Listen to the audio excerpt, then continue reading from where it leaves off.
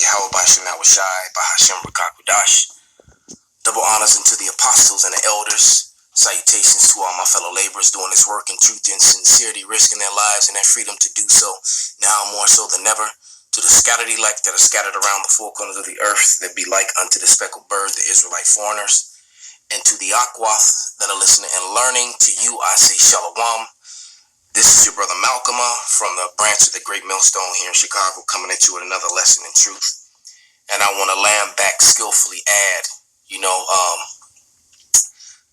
to the video that our beloved apostle, our spiritual father, Elder Apostle Tahar, put up on with Vocab Malone and this guy Mike Winger. And Mike Winger in part 1 says that throughout his whole, experiences with Christianity, he never believed that Jesus, all right, which the letter J did not exist. And the word Jesus literally translates to earth pig, by the way, was not a so-called white man. And then Vocab Malone goes and he uses Revelation, the first chapter, when he says that he has hair of wool and skin of bronze, and then he tries to break it down to, he said we leave out the part that it says he's white. No, when his hair he had a full head of white hair. And it's simple as that. And I know people who hair prematurely grays, especially when you think of the pressure and the stress that he had upon himself, knowing his whole life, how his journey was going to end, and dealing with the most stiff-necked, hard-headed people on the planet. But I'm going to play some of the apostles' video. I'm going to just start at part 2 and let some of it play, and just let Vocab destroy himself. And then I'm going to go into the Winston Simplified Dictionary, Encyclopedic Edition, 1933, and read the definition of wool, of bronze, and then I'm going to add another precept, what he called Hebrew hopscotch, which will probably be the name of this. Hebrew hopscotch, precept upon precept, destroys vocab yet again. That will probably be the name of this video. And just to destroy his lie, this lie that's sitting here, if you can see the arrow of these different images of Cesare, all right, which, and even in that video, let me see if I can pull back. It said, how did Jesus become white? Well, first of all, there's no such thing as white people. That's a made-up social construct. 1681 in Virginia was the first time in law it was ever written into any document. So in American legal documents, for the first time in the history of mankind, that it appeared that there was a group of humanity known as white people. They made it up. All right, and then that concept spread to the whole world. White superiority doctrines were taught, for a couple hundred years after that point, in a whitewashing of history. All right, and even this guy Mike Winger said that he had no respect for Renaissance artists. Why? Because he knew that they were lying. The ancient world was full of dark people. Rome, Greece, and Italy, Europe itself was inhabited by dark-fleshed people. The pale-fleshed people invaded it, took it over, and conquered it, and then began to call themselves by those names, via Alexander of Macedon. That's historical and scriptural. But without any further ado, let's play a little bit of this video, and then we're just gonna, cut this guy with the sword of truth yet again. Philip said to the Lord, show us the Father, and we'll be satisfied with that. And he said, he that hath seen me hath seen the Father, which suggests that he looked like his father. So it's talking about both. And I'll say, okay, what's the texture of snow? If it's talking about both with the wool, then wouldn't it be talking about both with the snow?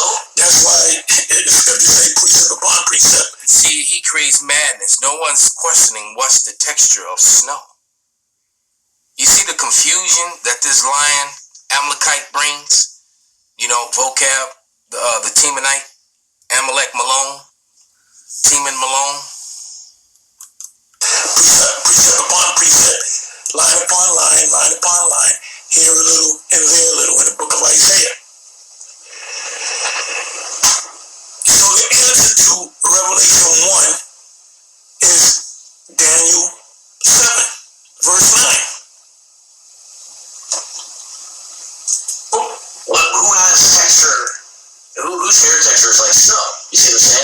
Matter of fact, let's get that.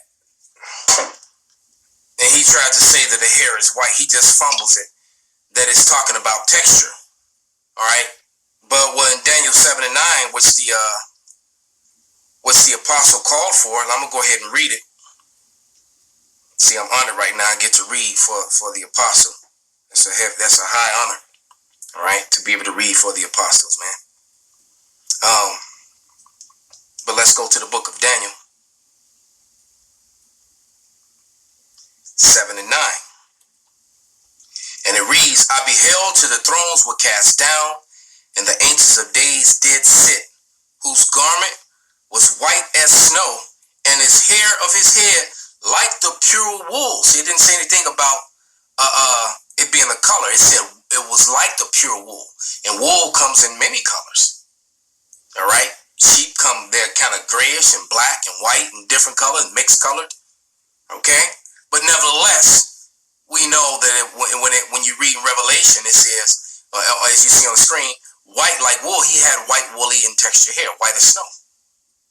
It was clearly the hair on his head. On his head, his eyebrows, his mustache, his chin, his beard, and his hair.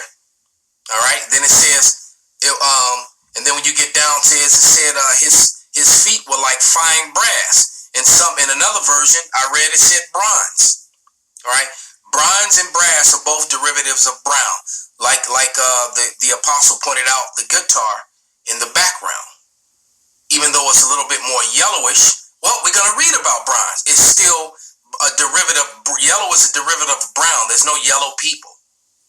All right? So we're going to read the definition of bronze. As a matter of fact, bronze is your true color when you talk about someone being ruddy.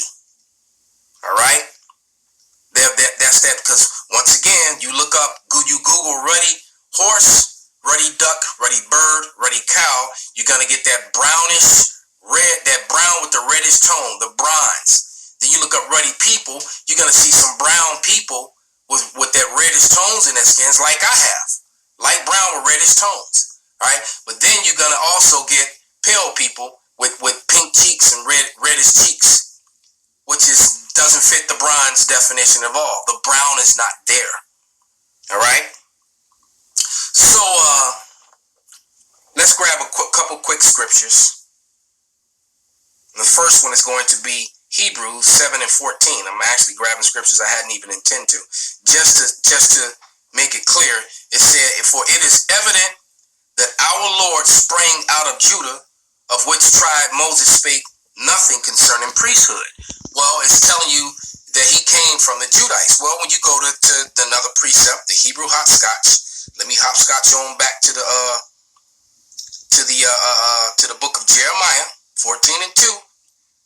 They try to talk their way around this. I've even heard them say something as ludicrous as the gates were black. All right, and not talking about the people.